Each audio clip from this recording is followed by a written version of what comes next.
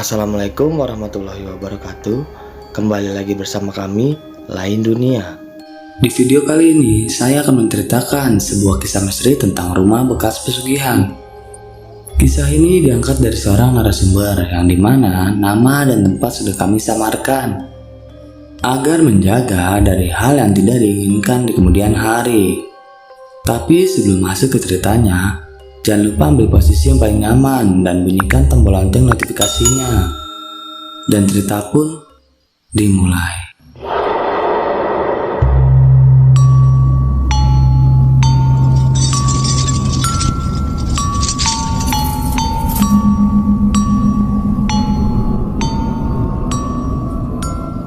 Sebenarnya sudah 10 tahun silam lamanya kisah ini terjadi. Hari itu kami bertiga mendapat tugas dari salah seorang bos pemilik sebuah perusahaan swasta di Kota Kembang untuk berkunjung pada sebuah rumah yang sudah beberapa tahun lamanya dibiarkan terbengkalai. Alasan saya berkunjung ke tempat itu tiada lain untuk melihat dan meneliti kelayakan rumah tersebut yang nantinya akan dijadikan mes atau rumah penginapan untuk para karyawan yang bekerja pada perusahaan si bos tersebut. Saya, Abah, dan adik saya berangkat pukul 5 sore menjelang maghrib waktu itu dengan menggunakan mobil Avanza berwarna putih. Akhirnya kami bertiga pun berangkat menuju ke lokasi yang sudah direncanakan. 1 jam lamanya kami bertiga berada di perjalanan hingga singkat cerita pada akhirnya kami sampai pada titik tersebut. Rumah tersebut terlihat megah sekali dengan cat berwarna putih yang sudah mulai kusam karena tak terawat, beserta tiang-tiang pilar yang dari tiap sudutnya sudah terlihat mulai nampak retak. Ada yang bergaris melintang dan melingkar. Halaman depan rumah tersebut dihiasi dengan pagar besi berwarna hitam yang menjulang tinggi, yang sudah mulai berderit ketika pertama kali saya membukanya. Suara deritan pagar besi tersebut terdengar nyaring di tempat sepi seperti ini, yang sangat jauh dari keramaian. Suara deritan tersebut seolah menyambut kami, yang menandakan selamat datang di dimensi lain. Sayang rumah sebesar dan semegah ini dibiarkan terbengkalai. Begitulah kata Abah yang saat itu melihat dedaunan pohon pinus berserakan di lantai. Kesan pertama kali yang saya dapatkan ketika kaki ini menginjak halaman depannya adalah perasaan yang was-was. Entah kenapa, sepertinya ada seseorang dari lantai 2 rumah yang sedang mengawasi saya beserta Abah dan adik saya. Abah sempat berpesan padaku bahwa ada baiknya sebelum kita membuka pintunya, kita sama-sama berdoa terlebih dahulu, agar kita semua diberikan kelancaran serta keselamatan. Namun ada yang terlihat berbeda dari wajah Abah kala itu. Sebelum memulai doa, raut wajah Abah terlihat tegang, dan dari segi sikapnya nampak gelisah, seolah ia melihat sesuatu yang asing, dan menyembunyikan hal tersebut dari saya dan adik saya. Selesai berdoa, kali ini Abah berada di barisan paling depan sebagai orang yang pertama kali membuka pintu dan masuk. Saya dan adik saya waktu itu mulai mengikuti langkah Abah untuk masuk ke dalam dan mulai menelusuri rumah tersebut. Ada berbagai hiasan dinding yang menempel rapi pada dinding kusam rumah itu.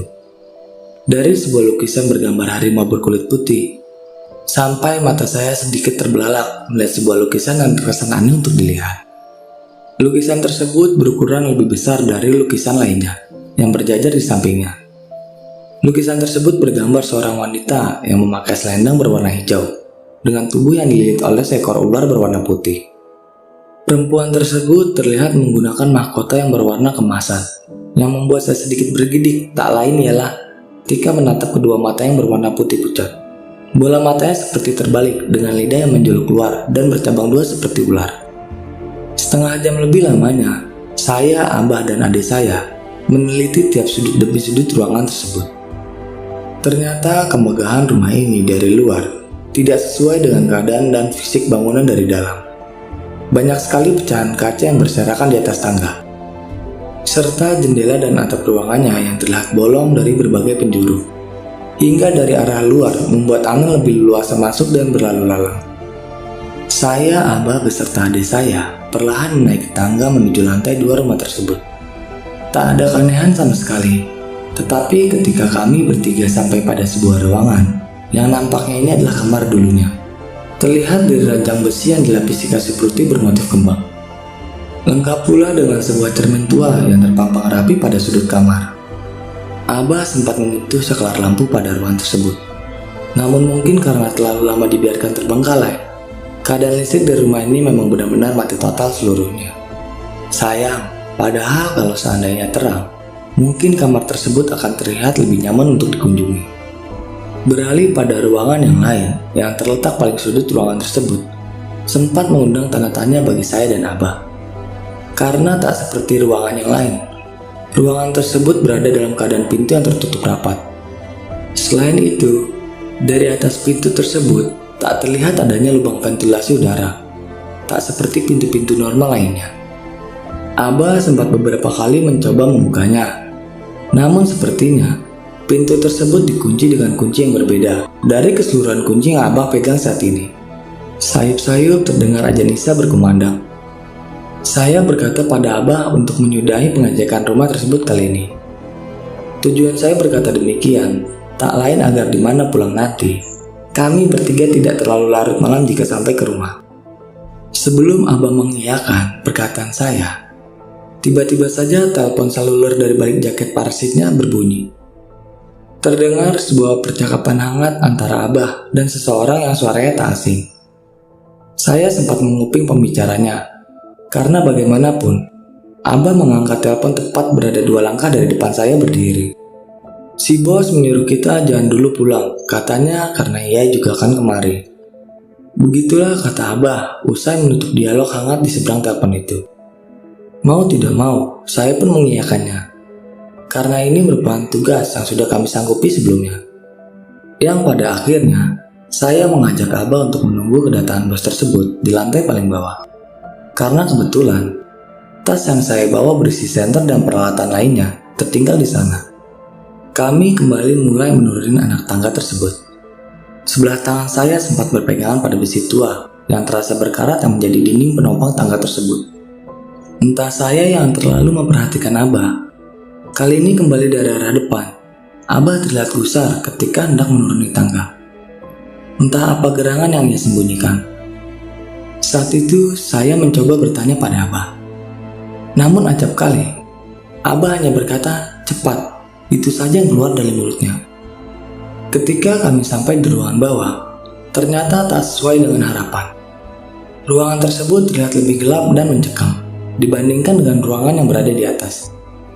Di balik gelap ruangan itu, deretan lukisan yang tadi saya lihat kini terlihat seperti mengawasi kami bertiga dari tiap sudutnya.